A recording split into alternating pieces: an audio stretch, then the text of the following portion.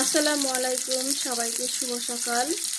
তো ঝিরিঝিরি বৃষ্টি পড়ছে, টানা বৃষ্টি হচ্ছে কদিন।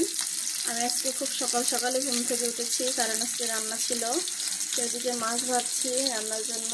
আর দেখুন বাহিরে আবহাওয়াটা কেমন, মেঘলা মেঘলা, একটু পর পরে কিন্তু বৃষ্টি হচ্ছে। এখনও টিপটিপ করে বৃষ্টি পড়ছে, কিন্তু হয়তো ক্যামেরায় বোঝা যাচ্ছে না। আর আমার রান্নাঘরের বাহিরের দৃশ্যটা দেখুন কত সুন্দর। তো এই যে আমি রান্না করছি, এখানে চলছে মাছ ভাজির কাজ। আজকে রান্না হবে আলু বেগুন এবং পটল দিয়ে একটা ঝোল, আর মূলা আলু বেগুন দিয়ে একটা চচ্চড়ি। তো এই আজকে আমার সকালে রান্না বান্না।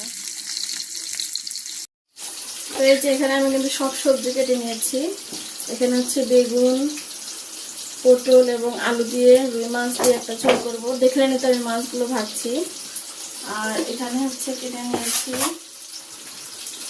আলু ঝুরি করে, বেগুন একটু ঝুরি করে, আর পটল, আর মূলা। এগুলো আমরা মহিলারা খাবো আর কি, কারণ আপনাদের ভাইয়া বেগুন মূলা খেতে চায় না। আর এখানে যে পেঁয়াজ মরিচ কেটে রেডি করে নিয়েছি। তো এই আজকে আমার সকালে রান্না বান্না। কেমন লাগলো অবশ্যই জানাবেন। ধন্যবাদ সবাইকে।